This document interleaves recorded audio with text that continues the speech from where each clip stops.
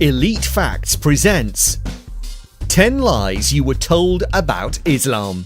10. There is a very well-known lie that this map is truth, that around the USA there are colonies of Muslims that act as training camps for terrorist purposes only. This is simply untrue. One such place is Islamburg, an unashamed location in New York that consists of families of Muslims who live life very happily together.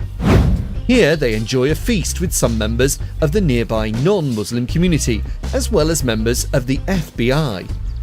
If any extreme activity is noticed in any religious community, the authorities will investigate, and mostly they'll be invited in for a discussion and allowed to go about their investigations. The idea has been put into the mainstream in order to both strike fear into others as well as come to dislike Islam for creating such an extreme place for other Muslims to be. It's the first lie we uncover today. 9. During the Republican presidential candidate debates, one line was repeated over and over again by most, if not all, the men running.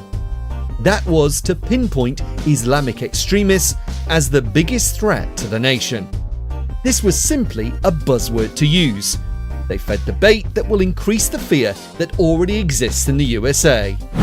Here are the stats that show over the past 20 years the percentage of terrorist attacks that involved Islam is less than 1%. Only one single atrocity has accounted for Islamic extremism: the train bombing that happened in Madrid.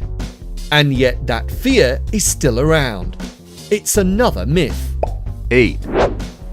Women in Islam is a big talking point, as its completely visual nature means it's easier to see and judge. It's easy to show the burqa in a bad light and one of oppression. And yet similar garments worn by more Western accepted religions is seen as faith and as being followers of their religion. The religion of Islam is one that promotes modesty in both women and men. It calls for a set of morals in terms of dress as well as in ways to simply live life.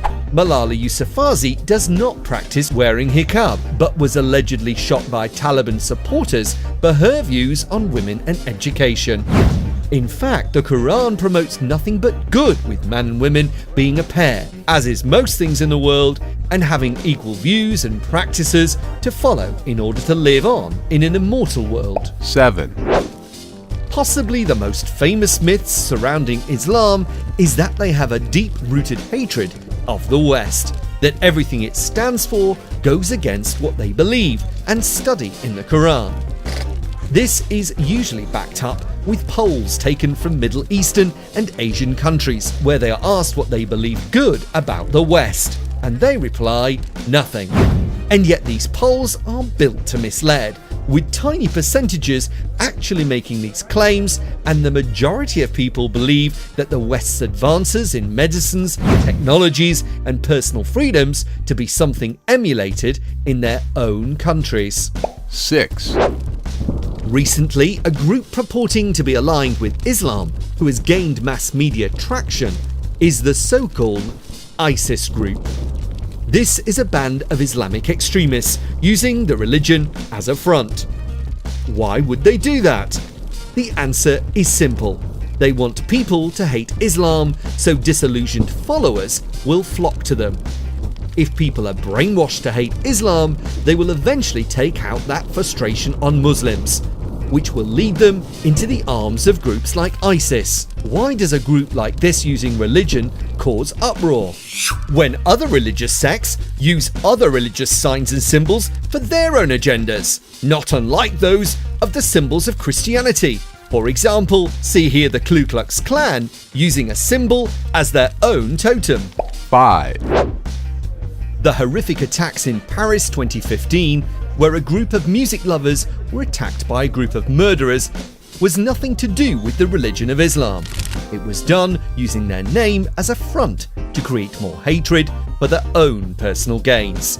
The atrocity was made worse when prolific scaremongers Fox News claimed that certain areas of Paris had become no-go areas for non-Muslims after the attacks, as more and more people supported the killers' actions that night. It was nonsense, and the mayor of Paris is contemplating legal action against them now.